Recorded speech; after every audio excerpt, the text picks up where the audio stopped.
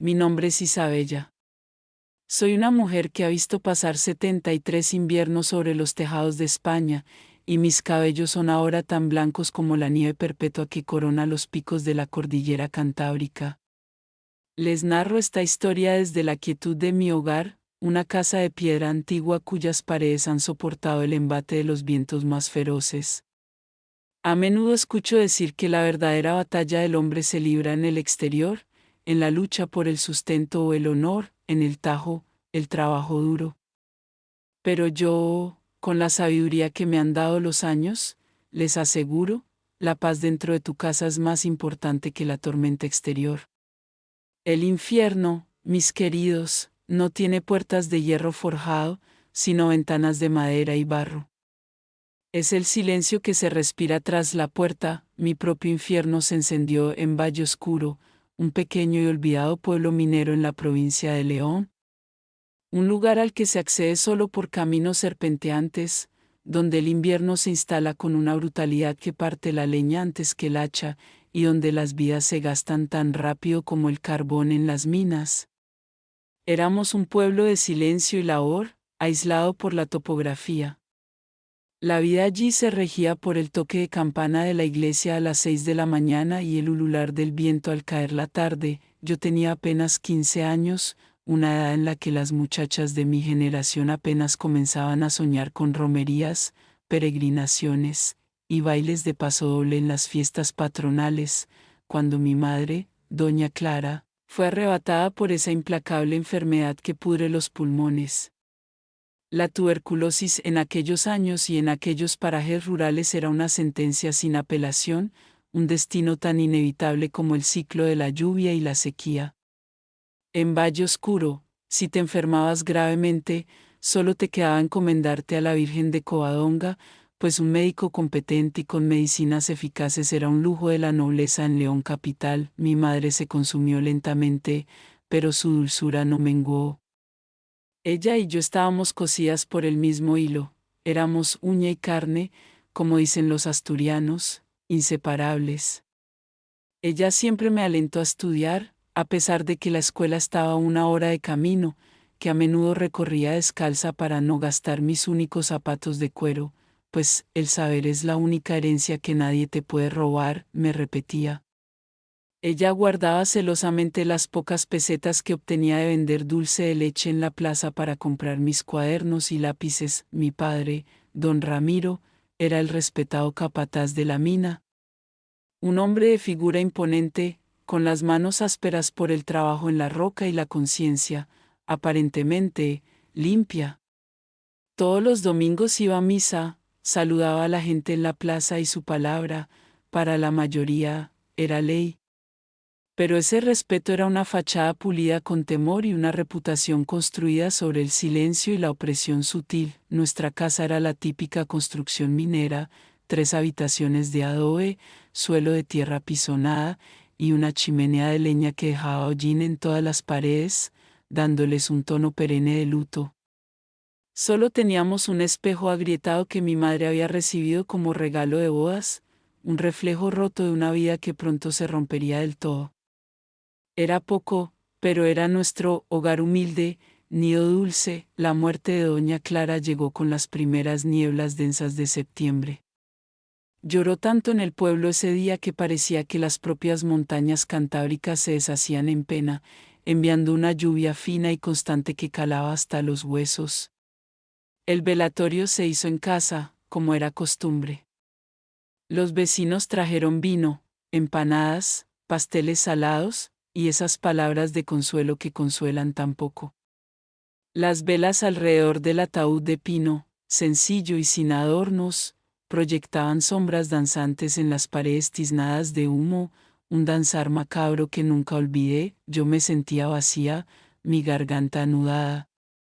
Mi única fuente de consuelo era doña Elvira, nuestra vecina, que me daba sorbos de agua con azúcar para calmar mi llanto desesperado. El párroco, un hombre viejo y cansado que atendía media docena de aldeas en la comarca, rezó un rosario rápido, automático, como quien ya ha visto demasiada muerte en su vida y aprendido que la fe es tan frágil como el hielo de un estanque, Fue entonces cuando la sala se vaciaba y la gente se preparaba para el cortejo fúnebre hacia el cementerio en la colina, cuando mi padre se acercó. Él no había derramado ni una lágrima. Sus ojos, normalmente fríos como cantos rodados del río Sil, estaban diferentes ese día, tenían un brillo extraño, una avidez que nunca había visto. Era como si la máscara del dolor se hubiera caído, revelando algo predatorio debajo. Ven aquí, Isabella, dijo, su voz áspera y baja. Necesito enseñarte algo que tu madre quería que vieras. Su tacto era diferente, su mano era pesada y posesiva sobre mi brazo, me llevó por el estrecho pasillo hasta la habitación conyugal, ese santuario que aún olía a mi madre, a lavanda y a las hierbas que guardaba en saquitos para dormir mejor. En el cabecero de la cama matrimonial, el rosario de madera todavía colgaba, balanceándose ligeramente con la brisa que entraba por la rendija de la ventana. La luz tenue de un quinqué, lámpara de aceite, hacía que las sombras danzaran, dándole a todo un aire fantasmal, casi de pesadilla. Doña Elvira pregunta si necesitan más café, gritó alguien desde la sala, con una voz alegremente inoportuna. Dile que ya voy, respondió mi padre, pero no hizo ademán de moverse. En su lugar, se giró y cerró la puerta de la habitación con llave, y oí el ruido sordo del cerrojo. Pensé, con la inocencia que aún me quedaba, que quería un momento de privacidad para que finalmente pudiéramos llorar juntos. La inocencia del cordero es el festín del lobo, pienso ahora, pero cuando se giró hacia mí, su rostro había cambiado por completo. Parecía otra persona, la máscara de respeto que llevaba para el pueblo se había desvanecido, revelando una expresión de deseo enfermo y dominio absoluto. Se acercó, y por primera vez en mi vida, sentí un terror primario hacia mi propio padre.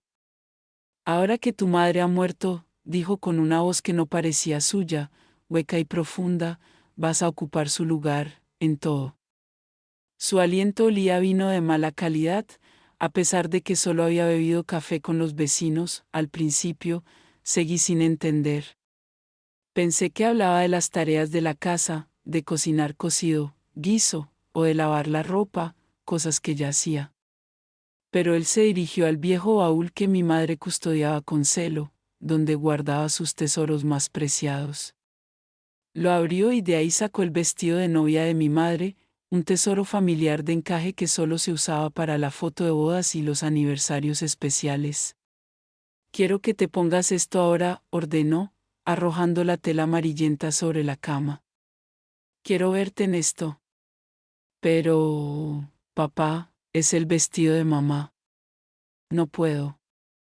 Es sagrado, empecé a protestar, la confusión e indignación creciendo en mí. Claro que pues, y lo harás.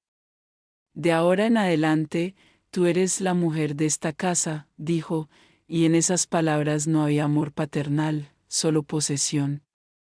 Fue entonces cuando lo entendí todo. Un escalofrío helado me recorrió la espalda, un frío que superaba con creces el de la nieve de la Cantábrica, al ver la forma en que me miraba. No era la mirada de un padre a su hija, era la mirada de un propietario a su bien más reciente. Era algo que instintivamente sabía que estaba mal y abominable. Intenté retroceder. La gente del velorio está esperando, papá. Tenemos que volver, supliqué, caminando hacia la puerta, desesperada por la luz y el ruido del mundo exterior, me agarró del brazo con una fuerza brutal que dejó su marca al instante. Ellos pueden esperar. Esto no. Allí, en esa habitación donde el cuerpo de mi madre yacía envuelto en sudarios en la sala contigua, rodeado de velas y rezos, mi padre destruyó lo que quedaba de mi infancia. Me tapó la boca con su mano áspera cuando intenté gritar, mientras al otro lado de la puerta, la gente rezaba el rosario por el alma de mi madre. Afuera, oía el llanto ahogado de alguna vecina, el ruido de la lluvia y el viento en el techo de pizarra. Dentro de esa habitación, el tiempo se detuvo. Sentí que mi alma y mi cuerpo se disociaban, se separaban, como si estuviera flotando, viendo la escena desde el rincón más oscuro del techo. Era el único mecanismo de defensa que mi mente encontró para sobrevivir a lo que estaba sucediendo. Pensé en mi madre, en cómo siempre me protegía, en cómo me cantaba antes de dormir, incluso cuando apenas podía respirar por la tos. Cuando todo terminó, él simplemente se arregló la ropa, se ajustó el cinturón con esa indiferencia de quien realiza una tarea mundana, como descargar carbón de la mina. Ahora, tú eres la Clara de esta casa, y esto se queda solo entre los dos. Si se lo cuentas a alguien, nadie te creerá. Dirán que es cosa de tu cabeza, que enloqueciste con la muerte de tu madre, y te encerrarán, si se o. Abrió la puerta como si nada hubiera pasado y regresó a la sala para recibir las condolencias por su amada esposa, el viudo afligido. Yo me quedé allí, sentada en el suelo, temblando, mirando el espejo agrietado. Me levanté y me lavé la cara en la palangana del rincón. En el espejo, vi que algo en mí también se había roto. Los ojos que me devolvían la mirada ya no eran los mismos. Volví a la sala del velorio, me senté junto al ataúd y, en silencio, hice una promesa: madre, no sé cómo, pero un día saldré de aquí. Y don Ramiro, pagará por lo que ha hecho. Nadie notó nada en mí aquella noche. Estaban demasiado absortos en sus propios pensamientos y sus tazas de café. Solo doña Elvira me miró de reojo, su ceño fruncido con una preocupación que iría más allá de la mera lástima. Ella sería la única alma viviente en Valle Oscuro que sospecharía el verdadero infierno que se había desatado bajo nuestro techo. Afuera, la lluvia seguía cayendo, incesante, haciendo que los caminos de tierra fueran intransitables. Me sentí como el pueblo, aislada, sin salida, hundiéndome en el lodo de la desesperación. El invierno en Valle Oscuro no era solo una estación, era una eternidad de piedra y escarcha que se instalaba en el alma, y que en mi casa se sentía como una condena perpetua. Se asentó sobre Isabella como una losa de granito frío sobre un sepulcro, y con él, el peso intolerable del secreto y la identidad forzadamente usurpada. Los días transcurrían en una monotonía gélida, donde cada hora era indistinguible de la anterior. Por la mañana, don Ramiro se iba a la mina de la Carballera con el aire congelado que cortaba el rostro, dejando tras de sí un rastro de miedo y el olor rancio de vino y sudor. Y por la tarde, volvía con el hedor a carbón y alcohol, un ciclo de terror que no conocía descanso. Durante su ausencia, yo, Isabella, me movía por la casa como un fantasma atrapado en el vestido gastado de mi madre, cumpliendo las tareas domésticas bajo la sombra constante de la noche anterior. Sentía que mi vida se había convertido en una versión perversa del proverbio leonés: quien mucho abarca, poco aprieta, pues don Ramiro quería abarcar la vida de dos mujeres en una sola, pero solo conseguía apretar el miedo y la desesperanza en mi joven corazón. La única luz, un tenue resplandor que apenas lograba penetrar la densa niebla invernal de mi espíritu, provenía de doña Elvira, la viuda del antiguo alcalde. Elvira no era una mujer de meros rezos vacíos, sino de acción discreta. Tenía una sabiduría profunda, heredada de generaciones de mujeres de la montaña, que sabían leer las señales del tiempo y del alma. Sus ojos, de un azul acerado y penetrante, parecían ver a través del lado de la casa y a través de la densa tela de la mentira que don Ramiro tejía para el pueblo. Ella continuó visitando la casa bajo el pretexto de la caridad, trayendo consuelo material y remedios naturales. Llevaba caldo gallego, recién hecho, tibio y reconfortante, o bizcocho, casero que, según decía, daba fuerzas para el alma y quitaba el frío del cuerpo. Su presencia era un ancla en la tormenta, la única prueba de que el mundo exterior, el mundo de la decencia, aún existía. Una tarde, a principios de la primavera, cuando el sol lograba asomar por encima de los picos nevados por más de una hora, don Ramiro estaba en un turno largo e inesperado en la mina. Elvira me encontró lavando la ropa de mi padre en el viejo pilón, lavadero, de piedra del patio trasero, un acto de labor que me hacía sentir sucia y expuesta. A pesar del frío punzante del agua, Isabella no llevaba mangas largas, solo un viejo chal de lana sobre los hombros, el último que había tejido mi madre. Fue entonces cuando Elvira vio claramente lo que su intuición le había estado gritando desde la noche del velorio: mi piel, la piel de una muchacha que apenas comenzaba a florecer, mostraba una serie de moretones oscuros y verdosos en la parte superior de mis brazos y hombros, como si alguien me hubiera agarrado con la fuerza brutal de un prensador de la mina, dejando la huella de un dominio absoluto. Intenté cubrirlo rápidamente, sintiendo que la vergüenza me quemaba la cara más que el jabón de lejía que usaba para la ropa grasienta. Me caí de la escalera cuando buscaba las mantas en el desván, mentí, con la voz apenas un susurro roto que el viento gélido se llevó. Mi mirada se fijó en el agua turbia del lavadero, incapaz de enfrentar la de Elvira. Elvira, con la gracia y la calma de la gente de la tierra, se arrodilló junto a mí. No preguntó más. No necesitó palabras, pues más enseña un golpe que 100 palabras, dice el refrán castellano. Abrió su cesta de mimbre, que siempre contenía un bálsamo para el cuerpo o el espíritu, y sacó un pequeño frasco de vidrio con un ungüento espeso, hecho de árnica de la montaña y cera de abeja silvestre. Aquí tienes, hija, dijo con una firmeza gentil que me hizo estremecer. Esto es para los golpes, ya sean dados por una caída de madera o por la carne de otro hombre. Recuerda siempre lo que dice el refrán asturiano: nadie es dueño de sus temores, pero sí de su silencio. Si quieres hablar, mi boca es más segura y profunda que el pozo principal de la mina. Esa noche, cuando don Ramiro finalmente cayó en un profundo sueño, provocado por la mezcla de agotamiento físico y la botella de aguardiente que vaciaba cada noche, Isabella sintió, por primera vez en meses, que el miedo no la ahogaba por completo. La confianza que sentía por Elvira era una cuerda tensa, fina, pero real. Me deslicé fuera de la casa, sintiendo el crujido de la grava bajo mis pies descalzos, una sensación que me devolvía a la realidad. En la mesa de madera pulida de la casa de Elvira, bajo la luz parpadeante y amarillenta de un candelabro, de latón, me confesé. Conté la historia del vestido de novia, de la aberración de mi padre al llamarme por el nombre de mi madre, y de la violencia que había reemplazado el luto. Conté cómo don Ramiro me obligaba a vestirme como doña Clara, a peinarme sus trenzas y a ser la sustituta pervertida de la esposa que había perdido.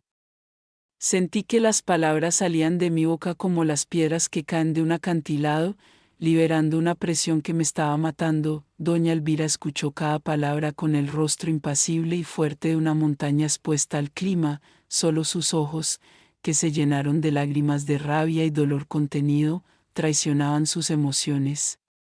Cuando terminé, un silencio pesado como la nieve fresca se instaló en la habitación, un silencio que era cómplice y solemne. Lo sabía, susurró Elvira, su voz ronca por la contención de la pena. El mal tiene un olor, Isabella. Y ese hombre apesta a podredumbre desde que tu madre murió. Pero hay algo más que me preocupa, algo que tiene que ver con tu madre, no solo con ese monstruo, el anillo.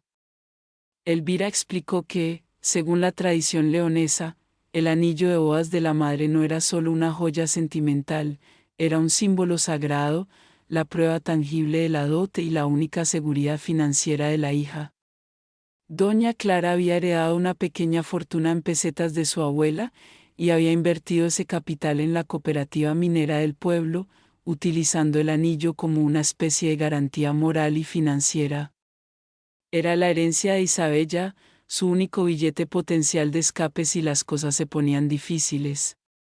Ella siempre dijo que si algo le pasaba, el anillo era tu única seguridad, tu pasaporte para ir a Madrid, si fuera necesario, explicó Elvira con urgencia.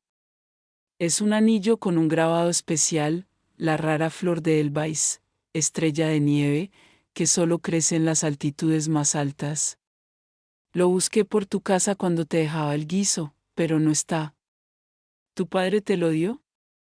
Isabella negó con la cabeza, sus ojos llenos de lágrimas renovadas y la vergüenza por no haberlo encontrado.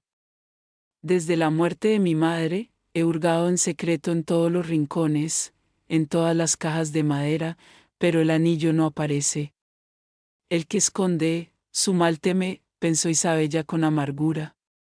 Si don Ramiro tenía el anillo, no era por una cuestión sentimental, era para usarlo. Entonces, don Ramiro lo tiene y no es un simple capricho de viudo, sentenció Elvira. Esto va más allá de su locura y su deseo enfermo. El anillo, la joya más visible, siempre fue la prueba del capital de tu madre en la cooperativa, y ahora, don Ramiro está en serios problemas de dinero. Problemas que huelen a robo. Doña Elvira era la viuda del exalcalde y, aunque su posición oficial no tenía poder, su influencia moral y su red de contactos eran vastísimas, como las raíces de un viejo castaño, en la montaña. Ella mantenía estrechos lazos con los antiguos funcionarios del pueblo, incluyendo el actual alcalde, que, para su fortuna, era su sobrino. Gracias a estos lazos invisibles, Elvira tenía acceso a los cuchicheos, a los rumores sórdidos que circulaban en la cantina a puerta cerrada y en las oficinas de la cooperativa, pero que rara vez llegaban a oídos de los mineros comunes. Elvira reveló un secreto que mantenía a don Ramiro bajo una presión insostenible. El capataz había estado desviando fondos de la cooperativa minera. No era solo un robo, era una traición imperdonable a la comunidad, que se basaba en la confianza mutua y el reparto equitativo de ganancias. Los mineros ponían sus vidas en manos del capataz, y él les robaba el pan.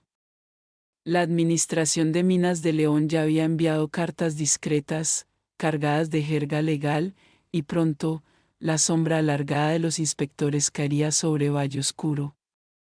La justicia cojea, pero llega, advirtió Elvira, citando un viejo adagio aragonés. Ramiro está desesperado, Isabella, dijo Elvira, con una voz baja y tensa como un cable de mina a punto de romperse. Ha estado bebiendo más de lo normal, y sus nervios están a flor de piel. Está intentando desesperadamente cubrir el agujero con cualquier cosa que encuentre. Y me temo que lo primero que encontró para respaldar sus fraudes fue el capital de tu madre, el cual estaba ligado a ese anillo. Elvira había urdido un plan, audaz y doloroso a la vez, que transformaba el abuso de don Ramiro en una oportunidad de escape y, a la vez, explotaba sin piedad la codicia de su padre. El plan de la moneda de cambio, 1. La coartada, Elvira utilizaría su influencia sobre su sobrino, el alcalde, para hacerle creer a don Ramiro que la única forma de comprar tiempo, antes de la llegada de los inspectores, era conseguir dinero rápido en efectivo para sobornos o para cubrir una pequeña parte de la deuda, una especie de pago de buena fe. Elvira manipularía la información para que Ramiro creyera que la deuda era aún mayor de lo que realmente era, intensificando su pánico. 2. El engaño del trabajo. Elvira le propondría a Ramiro que Isabella fuera a trabajar temporalmente. El trabajo, lavar la ropa grasienta y pesada de los obreros que estaban restaurando la vieja iglesia románica del pueblo, un proyecto que había traído a trabajadores forasteros de otras comarcas, incluyendo a un joven marangos de Asturias llamado Jorge. Este trabajo era humillante, pero socialmente aceptable para una mujer sin madre. 3. El gancho. Elvira sabía que don Ramiro, cegado por la avaricia y el pánico a ser descubierto y despojado de su estatus, vería a Isabella no como su hija o su esposa sustituta, sino como una moneda de cambio fácil, una fuente de ingresos que podía exprimir sin miramientos. La paga por la lavandería sería sorprendentemente buena, y Ramiro, creyendo que el dinero iría directo a tapar su deuda y salvar su reputación, permitiría que Isabella saliera de casa por primera vez en 6 meses.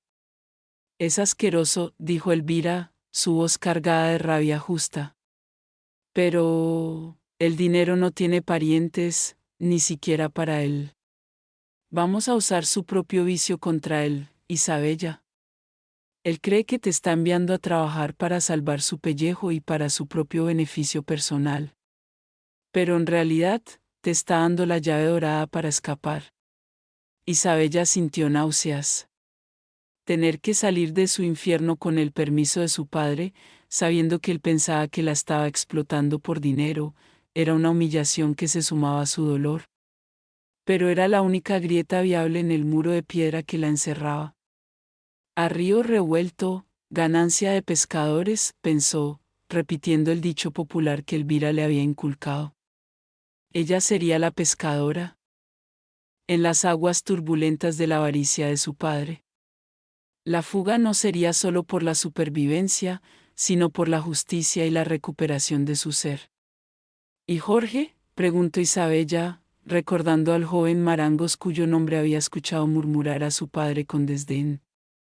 El solo pensamiento de hablar con un hombre que no fuera su padre, le hacía temblar la voz. Jorge es la otra pieza fundamental, respondió Elvira, sonriendo por primera vez, aunque era una sonrisa amarga y cómplice. Es de fuera, tiene el alma libre de las montañas de Asturias, y lo he contactado a través de un primo. Él sabe, Isabella. Sabe que hay un mal. La iglesia está en el borde del pueblo, junto al camino que lleva a la Robla. No es lejos. La ropa será nuestro código de guerra, y él será tu mensajero de esperanza. Isabella se puso de pie, su temblor inicial se había ido. Ahora solo quedaba una fría determinación, más dura que la pizarra de la montaña. La misión de Isabella ahora era doble, fingir su misión y, en secreto, buscar el anillo de su madre. Porque si el anillo era su pasaporte, ella tenía que llevárselo.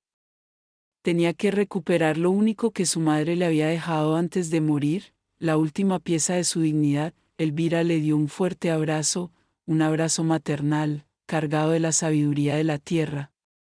Vuelve a casa antes de que amanezca, hija. Y recuerda, a partir de mañana, vas a interpretar un papel para tu padre. Eres clara, pero eres más lista y más fuerte. Eres una montaña, incluso las montañas más duras son erosionadas por la paciencia del tiempo. Isabella regresó a su prisión, pero ya no era la misma muchacha. Ahora tenía un propósito y un aliado. El camino de la montaña hacia la libertad se había abierto ante ella, estrecho y peligroso, pero visible. Ahora solo faltaba dar el primer paso. El pacto forjado en la casa de doña Elvira era una cuerda tensa suspendida sobre un abismo. Mi corazón, que durante meses había latido con el ritmo sordo del miedo puro, ahora lo hacía con la cadencia febril de la esperanza y la náusea. La náusea venía de la idea de que don Ramiro, mi verdugo, me estaba permitiendo salir de casa. Su avaricia, su terror a perder el control y la máscara de respetabilidad ante la administración de minas, se habían convertido en mi única llave. Elvira había acertado, el hombre se ahoga no en el río, sino en la gota de su propia codicia. Don Ramiro, con esa doble faz que solo los hipócritas saben manejar con destreza, me permitió salir. Se lo comunicó al alcalde y a los pocos vecinos que se atrevían a preguntar, con la voz compungida del viudo que debe sacrificar la educación de su hija por la necesidad. Es un trabajo humilde, pero paga bien. El hambre aguza el ingenio, y la necesidad hace al ladrón, decía, justificando su explotación con un tono de amarga sabiduría popular. Él no se veía como un ladrón, sino como una víctima de la mala suerte y la falta de liquidez. Mi primer encuentro oficial con Jorge se produjo una mañana fría de finales de primavera. Don Ramiro estaba presente, por supuesto, vigilando cada movimiento mío con la sospecha incansable del carcelero. Jorge apareció en la puerta de adobe con un saco de tela vasto lleno de ropa de trabajo sucia, monos manchados de cal y yeso, calcetines duros como piedras y camisas impregnadas del sudor de la labor pesada. Buenos días, don Ramiro, dijo Jorge, su voz resonando con un tono de respeto profesional que ocultaba cualquier complicidad. Yo no podía mirarle directamente. Si lo hacía, temía que la verdad se desbordara de mis ojos, o que la ira de mi padre se materializara en un castigo instantáneo. Adelante, muchacho, gruñó Ramiro, inspeccionando el saco como si esperara encontrar oro en el fondo. Ahí tienes a Clara. La ropa tiene que estar lista para el jueves. Y recuerda lo que te dije, el pago, aquí. En mano. Por supuesto, don Ramiro, asintió Jorge. Sus ojos, sin embargo, se desviaron un instante hacia mí. Fue un destello fugaz, pero suficiente. En esa mirada, no había ni coqueteo ni lástima, sino una pregunta silenciosa.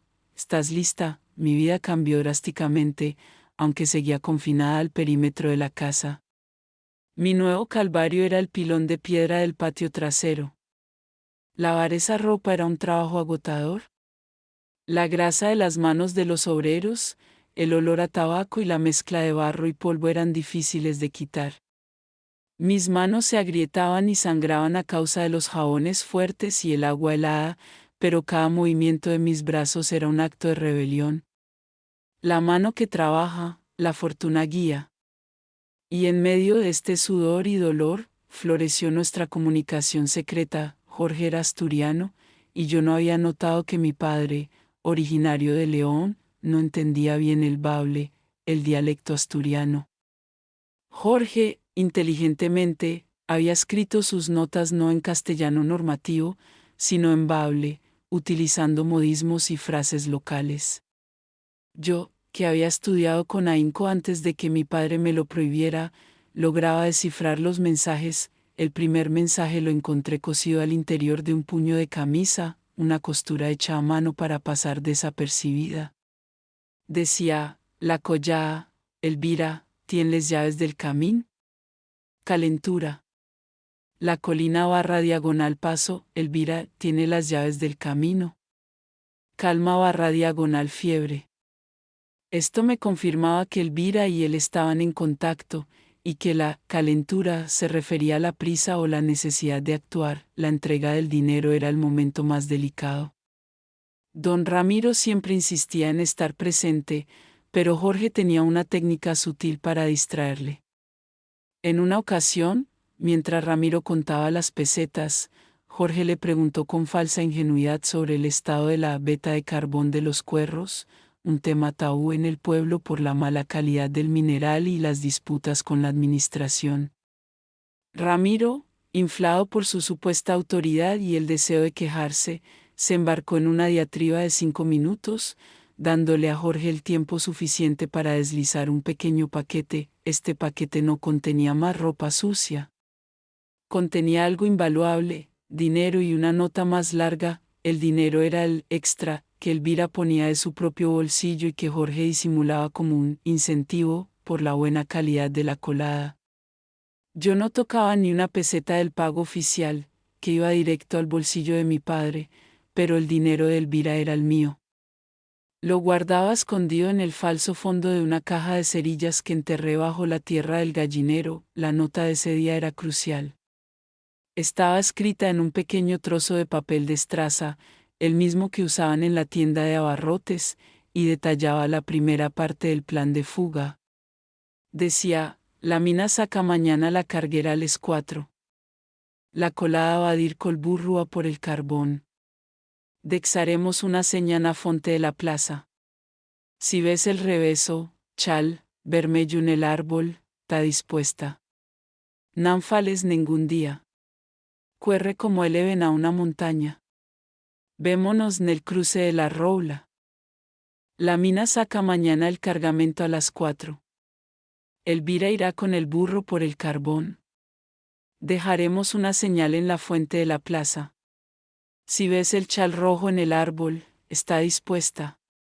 No hables ni un día. Corre como el ciervo en la montaña. Nos vemos en el cruce de la roula.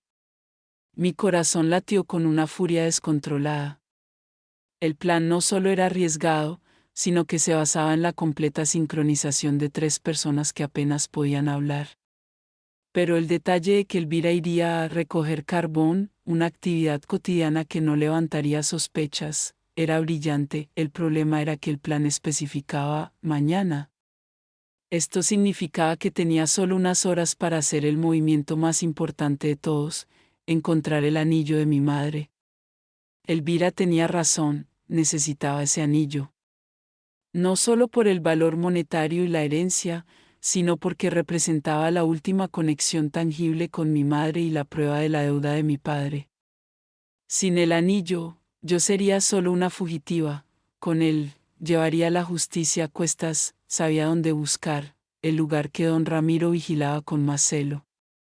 No era su dormitorio, ni el cajón de la ropa, sino la vieja caja fuerte de hierro que usaba para guardar los recibos de la mina y la botella de aguardiente que más apreciaba.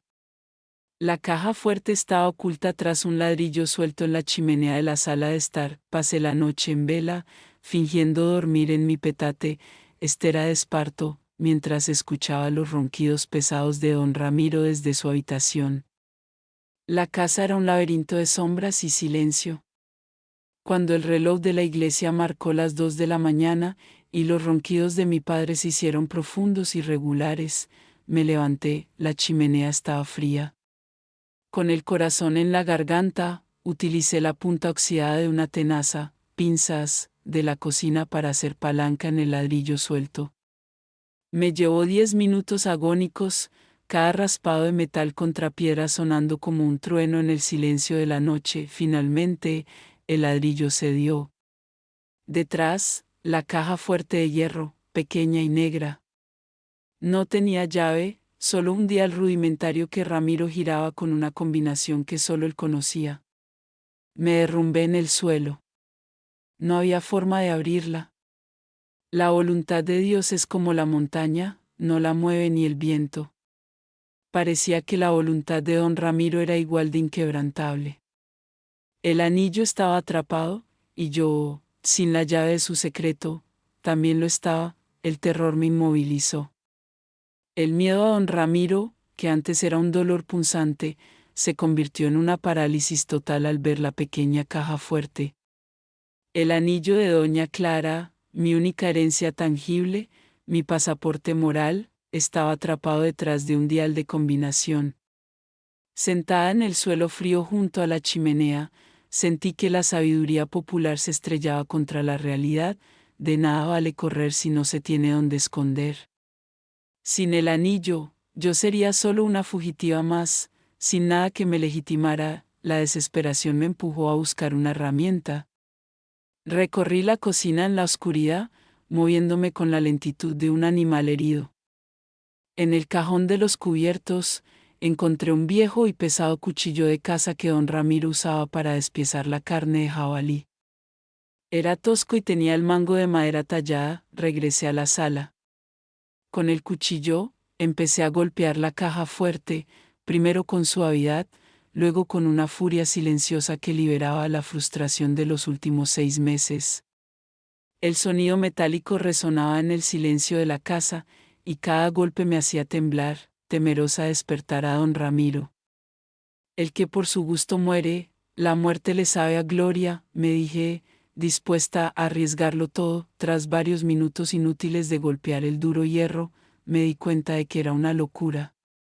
Estaba a punto de alertar a mi captor. Retiré el cuchillo, con el corazón latiendo tan fuerte que creía que mi padre lo oiría desde su habitación. Me quedé quieta, escuchando. Solo el fuerte y rítmico ronquido de don Ramiro rompía el silencio. El veneno de doña Elvira había hecho su trabajo, pero solo si la quietud se mantenía. Con las manos temblando, volví al cuchillo de caza. No podía abrir la caja, pero quizás podía encontrar la combinación. Don Ramiro era un hombre de hábitos y supersticiones. ¿Qué números serían importantes para él? El día de su boda con Clara, un día que ahora solo le servía para torturarme, la fecha de su nacimiento, o quizás, la fecha de la muerte de mi madre, el inicio de su libertad perversa. Probé la fecha de su nacimiento, girando el dial de forma lenta y precisa. Nada. Probé la fecha de la muerte de mi madre, septiembre, día X. Nada. El tiempo corría inexorablemente. Ya eran casi las 3 de la mañana. Jorge estaría en camino, acercándose a la casa. De repente, recordé algo que mi madre siempre le recriminaba. Don Ramiro solo recordaba una fecha en todo el año, la fecha en que había comprado las acciones de la cooperativa que le daban acceso al poder. Era una fecha de marzo de hace años, una fecha ligada a la avaricia, no al amor. Giré el dial. Primero, el mes, 3. Segundo, el día. Tercero, el año de la compra. Clic, el sonido fue bajo, pero en el silencio de la noche, se sintió como un disparo. Abrí la caja fuerte. Dentro, bajo una pila de recibos aceitosos de la mina y un pañuelo sucio, encontré el anillo. Era tal como Elvira lo había descrito, gema pulida y el delicado grabado de la flor de Edelweiss, estrella de nieve. También encontré un grueso fajo de pesetas. Lo agarré todo. El dinero de la mina y mi herencia. La justicia no esperaría. En ese momento, se escuchó un golpe suave en la puerta de entrada. 2 golpes rápidos, seguidos de uno lento. Nuestro código. Era Jorge. Había llegado a tiempo. Me deslicé hacia la puerta. Al abrirla apenas una rendija, vi a Jorge. Su rostro estaba tenso por el esfuerzo y la preocupación. Llevaba el saco de lona con sus pocas pertenencias al hombro y tenía el demencial aspecto de la prisa. Isabella, vámonos, susurró con urgencia en Bable. Tardaste demasiado. El carro, carreta, que me lleva solo espera 5 minutos en la curva. Tomé aire y salí. En el momento en que puse un pie fuera de la casa, sentí un ligero alivio, una liberación que era física. Pero entonces, la suerte, que dicen ser ciega, decidió jugarnos una mala pasada. Justo cuando cerrábamos la puerta, el grito no era el grito de un hombre que acaba de despertar, era el rugido de un animal herido, el sonido de don Ramiro despertando de golpe. O el efecto de la infusión había pasado, o el sonido del clic de la caja fuerte lo había alertado. Clara. Maldita seas, Clara. Vuelve aquí. El pánico se apoderó de nosotros. Corre. Hacia los árboles, gritó Jorge, tirando de mí hacia la parte trasera de la propiedad, lejos del camino principal. Corrimos por el patio trasero, en dirección a la maleza de espinos y castaños viejos que bordeaba el límite de nuestra tierra. En ese momento, la suerte de los montañeses nos salvó, la fuerte tormenta de nieve había comenzado, y el viento arrojaba copos helados que reducían la visibilidad a casi nada. Escuchamos la puerta de la casa ser abierta con violencia. Don Ramiro estaba en pie. Gritaba mi nombre, el nombre de mi madre, intercalando maldiciones y promesas de castigo. Tiene que estar cerca, bramó su voz, que se acercaba peligrosamente al patio. La voy a encontrar y la voy a colgar con mis propias manos. Alcanzamos la cerca de piedra. Jorge me ayudó a saltar por encima. En el lado opuesto, la tierra se elevaba abruptamente hacia el inicio del bosque. Era el camino hacia la garganta del oso, la ruta más peligrosa pero más rápida hacia el camino de la roula. Mientras corríamos, un sonido metálico y ominoso resonó en la noche. Era el sonido de un fusil de caza siendo cargado. Don Ramiro no solo venía a buscarme, venía a matarme. Nos abrimos paso entre la maleza. Los espinos rasgaban mis piernas desnudas bajo el viejo vestido de mi madre, pero no sentía dolor, solo el impulso de huir. A la necesidad, no hay ley que la mande. Finalmente, llegamos al sendero que llevaba a la carretera principal, un camino de tierra que la nieve fresca ya cubría. Allí, al resguardo de un gran castaño, nos esperaba doña Elvira.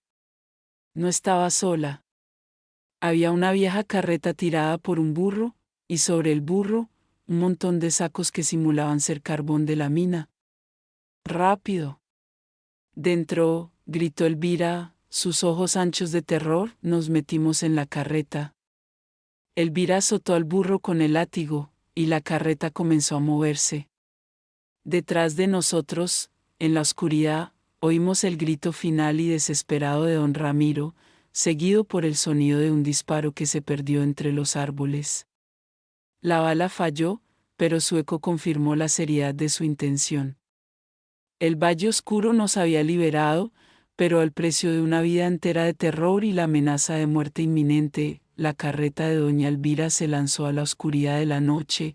El único sonido audible sobre el rugido del viento era el golpe del látigo y el traqueteo de las ruedas sobre el camino de tierra, ahora resbaladizo por la nieve recién caída. La atmósfera se había transformado, ya no era solo la huida de un padre, sino la escapada de una sentencia de muerte. El disparo de don Ramiro, aunque fallido, se había incrustado en mi memoria como una astilla helada.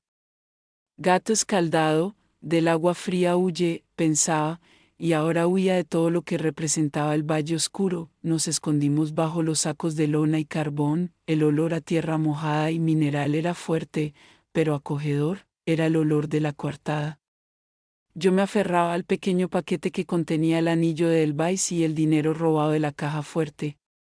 Elvira, sentada al frente, manejaba el burro con una destreza silenciosa, sus ojos fijos en el sendero, guiada por la familiaridad de la montaña. Jorge iba a mi lado.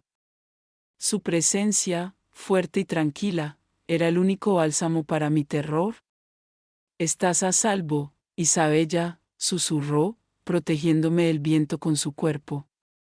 «Solo tenemos que llegar al cruce de la Robla.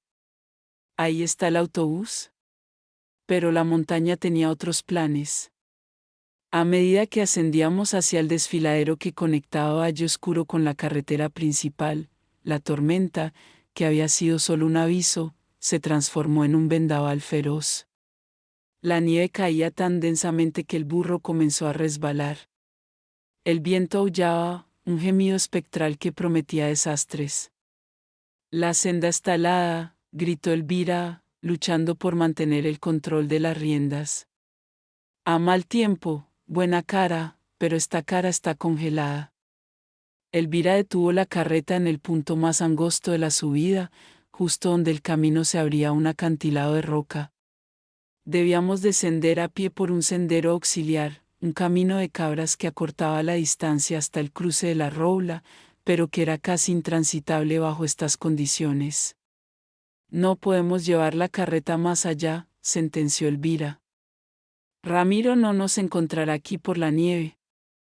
Pero el autobús no esperará. Tenemos que darnos prisa». El descenso fue un infierno blanco. Íbamos a ciegas, confiando en la intuición de Elvira y en la fuerza de Jorge. Mis pies, calzados apenas con botas finas, se hundían en la nieve fangosa y el hielo me hacía perder el equilibrio a cada paso. Jorge me sostenía constantemente, sus manos firmes en mi cintura. Alcanzamos un punto donde el sendero se ensanchaba, ofreciendo una vista limitada de la carretera principal a lo lejos. Era ahí donde el autobús de Madrid hacía una parada fugaz. «Ya no queda mucho», dijo Elvira, jadeando. «Pero siento que hemos tardado demasiado». Y entonces, el corazón se me encogió. Elvira se detuvo bruscamente. Apuntando con un dedo tembloroso hacia el cruce de carreteras, dijo: «Miren». A pesar de la nevasca, distinguimos dos luces estáticas. ¿No eran las luces del autobús? Eran las de un vehículo más pequeño, y a su lado, dos siluetas de hombres bajo capotes, capas, que no eran ni leñadores ni pastores. «La Guardia Civil», susurró Jorge, su voz dura como el hielo. «Nos están esperando». Elvira se golpeó la frente con frustración. «Al que se hace de miel, moscas le comen». Don Ramiro no era un hombre de fiar, pero sí era conocido en la comarca. Al despertar y ver la caja fuerte vacía y la falta de carbón en la carreta, su primer instinto no fue perseguir, sino llamar a la autoridad más cercana para que hicieran el trabajo sucio. No los llamaría por violación o por robo, sino por secuestro de hija y de bienes de la cooperativa minera. No podemos acercarnos, dijo Jorge. Si nos ven a los tres, nos atrapan a todos y arrastran a Elvira y a mí a la cárcel por complicidad. Elvira miró a Jorge con una intensidad terrible. Ya lo sabía. Sabía que Ramiro sería rastrero. Jorge, tú eres fuerte y joven. Tienes que llevarla el resto del camino. Yo me quedo. Les diré que salía por el carbón y que tú me ayudaste. Diré que me la encontré por casualidad en el camino y que solo la ayudé a salir de la tormenta. No, Elvira, protestó Isabella, sintiendo que un nudo se le formaba en la garganta. No te dejaré. Calla, hija, ordenó Elvira, dándome un beso apresurado en la mejilla, con el frío de su piel. Mi historia es creíble. La tuya no, y el tiempo es oro.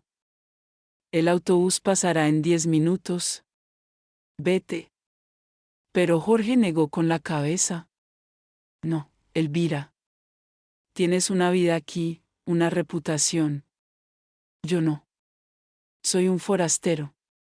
Si me atrapan a mí, puedo convencerles de que me contrataste para el carbón y que no sabía nada de la niña. Si te atrapan a ti, te encarcelarán por ayudar a un fugitivo y por la deuda de Ramiro. Yo soy la mejor moneda de cambio. Hubo un tenso momento de silencio, solo roto por el viento. Jorge tomó una decisión rápida y horrible. Le entregó a Elvira su saco de pertenencias y sus herramientas de marangos. Usa mi saco, Elvira.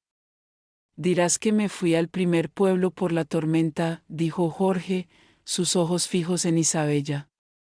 Corre, Isabella. Sigue el camino hasta la curva, no te detengas por nada, aunque escuches ruidos. Yo los distraeré. Jorge, con la nobleza espontánea de los hombres de montaña, se sacrificaba. Corrió hacia el camino en dirección opuesta a la Guardia Civil, haciendo ruido entre los arbustos, atrayendo la atención lejos de donde nos encontrábamos. 2 silbatos agudos sonaron en la oscuridad. La Guardia Civil se había percatado del movimiento y se dirigía hacia el sonido, hacia Jorge. Elvira me empujó con brusquedad hacia el camino del autobús. Ahora, Isabella. Corre, por el amor de Dios. Quien tiene prisa, que no tenga miedo, vete. Corrí. Dejé atrás a 2 almas nobles, una enfrentando la detención y la otra el juicio social, todo por mi libertad. El frío ya no me importaba. Detrás de mí, solo quedaba el eco del silbato de la Guardia Civil y, posiblemente, el grito de un marangos. Llegué al cruce. El autobús, una mole amarilla y oxidada, ya estaba allí, su motor rugía en ralentí, impaciente por la tormenta. Subí. El viaje a Madrid había comenzado. Pero la libertad tenía un precio, y yo acababa de pagarlo con el sacrificio de Jorge y la valentía de Elvira. El autobús rugía como un animal mecánico, abriéndose paso con dificultad a través de la densa nevada. El motor, rítmico y potente, contrastaba con el silencio muerto que se había apoderado de mi corazón. Me senté en el asiento trasero, en el rincón más oscuro, envuelta en mi humilde rebozo, chal de lana y la vieja ropa que mi padre me obligaba a usar. A través del cristal empañado, el valle oscuro se desvanecía en la tormenta, llevándose consigo la única vida que había conocido y dejando a cambio una herida abierta. Quien se va sin ser echado, vuelve sin ser llamado, reza un dicho popular gallego, pero yo sabía que esta máxima no me aplicaba. Yo me iba para no volver jamás. Me sentía dividida en 2, una parte, la niña asustada, se aferraba al anillo de Edelweiss y al fajo de billetes, temblando por la tensión y el frío atroz que se colaba por las rendijas de la ventanilla. La otra parte, La mujer, endurecida por el infierno de don Ramiro, observaba el paisaje montañoso que se alejaba, sintiendo una punzada de culpa que me oprimía el pecho más que el fusil de mi padre, Jorge. El joven Marangos de Asturias. Había sido mi salvación, mi protector y mi mensajero. Se había sacrificado sin dudarlo, corriendo hacia las linternas de la Guardia Civil para asegurar mi escape. Su imagen, corriendo solo en la nieve, se grabó en mi retina como una marca a fuego. ¿Qué le harían? ¿Le creerían? Don Ramiro seguramente lo acusaría de cómplice robo y secuestro, un delito que en aquellos años y en aquella zona aislada podía significar la cárcel por años. Elvira al menos tenía a su sobrino, el alcalde, para interceder por ella, pero Jorge. Jorge era un forastero, un pájaro sin nido. Mi mente se obsesionó con su destino. Había intercambiado mi prisión por su posible calvario. Elvira había dicho que su sacrificio era la única forma, pero el peso de esa decisión era casi tan insoportable como el abuso. Saqué de mi bolso el único recuerdo tangible de él, un pequeño camafeo de latón que me había dado, conteniendo una oración a San José, protector contra el mal. Lo besé, sintiendo un nudo en la garganta. Dios da la herida y Dios da la medicina, rezaba mi madre, pero ¿cuál era la medicina para la culpa de la supervivencia? El viaje fue largo y agonizante. La nieve se convirtió en lluvia a medida que bajábamos la altitud, dejando atrás las cumbres nevadas para entrar en la meseta castellana. El mundo a través de la ventana se transformó, los paisajes grises y rocosos de la cordillera dieron paso a los campos de cereal, vastos y llanos, que se perdían en el horizonte bajo un cielo plomizo. Finalmente, al amanecer, el autobús llegó a su destino intermedio, la estación de autobuses de León Capital. Elvira había organizado el punto de encuentro allí. Mi tía, doña Inés, hermana de Elvira, me esperaba. Doña Inés, una mujer más urbana y vestida con ropas de corte moderno, me abrazó con una calidez que me rompió el alma. «¿Estás a salvo, mi vida?», susurró. «Tu hermana me avisó por telegrama anoche. Tu padre llamó a la Guardia Civil por la mañana, diciendo que había sido secuestrada por un forastero, para robarle». «Pero Jorge logró distraerlos». Mi corazón se detuvo. «¿Qué pasó con Jorge?». Elvira me tomó las manos. Su rostro estaba grave. «No sabemos, Isabella. Nos separamos. La Guardia Civil lo persiguió a pie». Elvira me dijo que después de unas horas de búsqueda, volvieron a la estación, diciendo que el asturiano se les había escapado en la maleza. Pero, quien mal anda, mal acaba. Ramiro no lo dejará en paz. Jorge es ahora un objetivo marcado en toda la comarca. No es seguro que te encuentre en Madrid como habían planeado. Olvídalo. Debes seguir adelante. El golpe fue devastador. La incertidumbre era peor que la certeza de la muerte. Jorge se había ido, y yo ahora era una fugitiva sola. Abordamos el tren hacia Madrid. El viaje en tren fue otro mundo. Salimos de la penumbra rural de León y nos adentramos en la vibrante capital. Madrid era una explosión de ruido, gente, coches y edificios gigantescos. Para mí, que venía de un pueblo donde el reloj era la campana de la iglesia, era como entrar en otro planeta.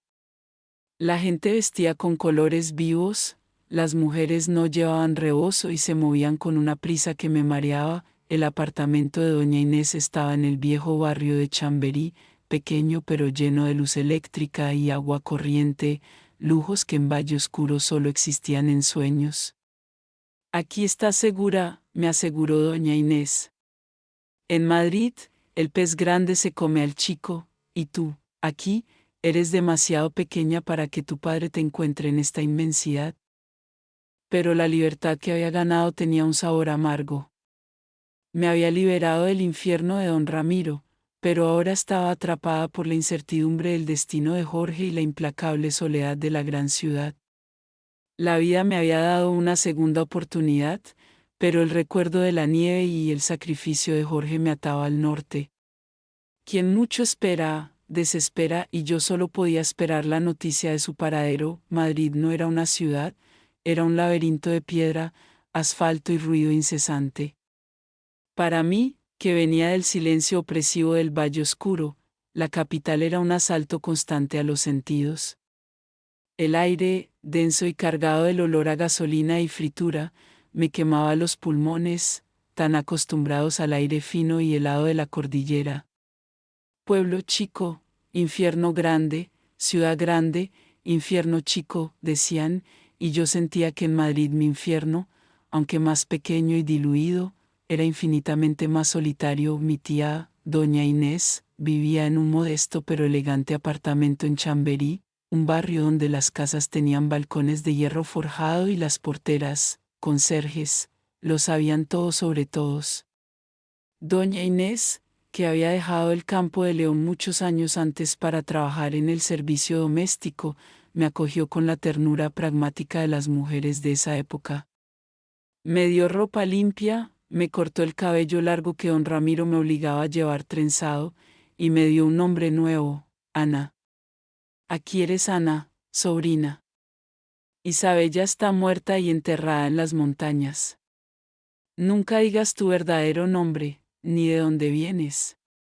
Madrid es grande, pero las orejas son largas, me advirtió Inés, con la seriedad de quien ha aprendido a sobrevivir en la ciudad a base de discreción. El dinero robado de la caja fuerte de don Ramiro, junto con el capital inicial de Inés, se convirtió en mi sostén mientras ella me buscaba un trabajo. Inés era empleada en una casa de una familia acomodada y me consiguió una recomendación para trabajar como costurera en un pequeño taller clandestino del barrio. Mi vida se normalizó en una rutina agotadora. Trabajar 12 horas al día, cosiendo mantillas de encaje y vestidos de seda para las damas ricas del barrio de Salamanca, era un duro trabajo, pero era una labor que me permitía estar en silencio, con mis pensamientos. El contraste entre mi vida anterior y mi vida actual era abrumador. En Valle Oscuro, la opresión venía de una persona, aquí, venía del anonimato y la indiferencia. Nadie se fijaba en la costurera callada de Chamberí. Yo podía caminar por la Gran Vía sin ser vista, y esa invisibilidad era mi armadura. El que nada teme, nada esconde, y yo ya no tenía nada que esconder, salvo mi pasado, pero mi corazón seguía atrapado en el norte.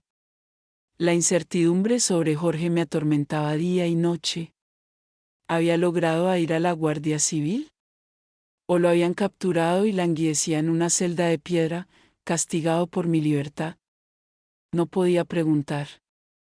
Preguntar significaba revelar mi identidad, poner en peligro a doña Inés, y posiblemente a la valiente doña Elvira. Cada mañana, al levantarme, el primer acto era tocar el anillo de Edelweiss. Lo llevaba colgado de una cadena fina, oculto bajo mi blusa. Era mi amuleto, mi herencia y mi ancla. Me recordaba que don Ramiro no me había despojado de todo. Me había despojado de mi infancia, pero yo le había robado la prueba de su crimen y la base de su poder, su dinero y el anillo. Una tarde, mientras Inés y yo cenábamos cocido, guiso, en la cocina, le pregunté, bajando la voz hasta un susurro, ¿has sabido algo de Elvira? Inés suspiró con tristeza. Me envió una carta cifrada, Isabella. Larga y llena de metáforas, como solo ella sabe escribir. Dijo que, el burro regresó sin el carbón, pero sano y salvo. Eso significa que su coartada funcionó, no la arrestaron. Elvira dijo que está siendo vigilada, pero que el alcalde la protege de don Ramiro, quien la acusa de cómplice en el robo. Pero no me dijo nada de Jorge. La única esperanza de conexión, la única pista que teníamos sobre Jorge era una dirección vaga en Gijón, Asturias, el lugar natal de su primo. Inés me advirtió que no debía escribir, ya que toda correspondencia podría ser interceptada por la Guardia Civil bajo órdenes de don Ramiro. A palabras necias, oídos sordos, dijo Inés, pero yo no podía dejar de escuchar la voz de mi corazón. En el taller de costura encontré mi única confidente, una anciana costurera andaluza llamada doña Rosario. Ella me enseñó los trucos del oficio y, poco a poco, gané su confianza. Un día, con la voz apenas audible, le conté mi historia, cambiándole los nombres y las ciudades. Le dije que mi prometido había huido de una injusticia y que no sabía nada de él. Rosario me miró con sus ojos oscuros llenos de comprensión. Hija, me dijo en su acento sureño, en el campo, usamos el correo para cartas, pero en la ciudad, usamos el correo humano. Hay camioneros, hay viajeros. Hay gente que no teme llevar un mensaje. Quien tiene boca, llega a Roma. Siguiendo el consejo de Rosario, fui al mercado de la cebada. Allí, entre los puestos de verduras y pescado, encontré un camionero que hacía la ruta semanal a Asturias, llevando mercancías frescas a Oviedo y Gijón. Le pagué con el dinero robado de mi padre. El mensaje era simple, una nota anónima, escrita en bable, el dialecto asturiano, dirigida a la dirección de Gijón, preguntando por la salud del Marangos Jorge. Era un riesgo inmenso. Si el camionero me delataba, o si la nota llegaba a manos equivocadas, mi vida se acabaría. Pero era un riesgo que tenía que tomar.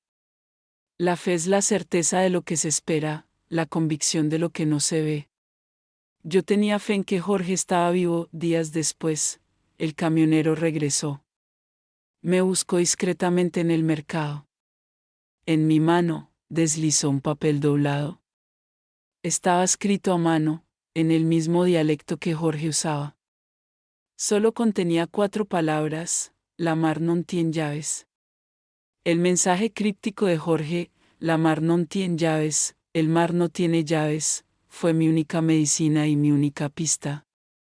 Significaba que Jorge estaba libre, probablemente trabajando como pescador o en algún puerto de la costa de Asturias, donde las autoridades de León no tenían jurisdicción directa.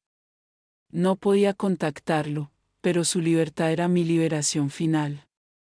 Su sacrificio no había sido en vano. Los años se deslizaron sobre mi vida como la nieve derretida en los tejados. Dejé el taller de costura, agotador y mal pagado, y conseguí un puesto de dependienta en una próspera tienda de telas en el centro de Madrid. Mi vida se estabilizó. Ya no era la asustada Isabella de Valle Oscuro, sino Ana, una mujer independiente, con un sueldo decente y la discreción como segundo nombre. Fue en esa tienda donde conocí a Javier. Él era un vendedor de lanas y tejidos finos, un hombre de Valencia, gentil, bondadoso y, sobre todo, tranquilo. Javier me ofrecía la calma que mi vida nunca había conocido. Nos casamos en 1975. Mi boda fue sencilla, en una pequeña iglesia de prosperidad, con doña Inés como mi única familia presente. A Javier le conté parte de mi pasado, que había huido de un padre violento. No le conté el abuso ni la locura de don Ramiro, pues esas heridas eran demasiado profundas para ser aireadas. Javier, con su gran corazón, aceptó mis silencios. El amor todo lo puede y todo lo soporta, y él demostró que su amor era un refugio seguro. Nos mudamos a un pequeño piso en el barrio de Salamanca, y allí nacieron nuestros hijos, Clara, nombrada en honor a mi madre, en 1976 y Ramón en 1978. La vida me había dado la paz que la montaña me había negado, el regreso inesperado, 1980. Yo creía que el pasado era una sombra que había dejado en el norte, pero el pasado es un fantasma que siempre vuelve al lugar donde fue enterrado. En 1980, recibí una carta de doña Elvira. La letra era temblorosa y el mensaje urgente: don Ramiro estaba en Madrid, buscándome.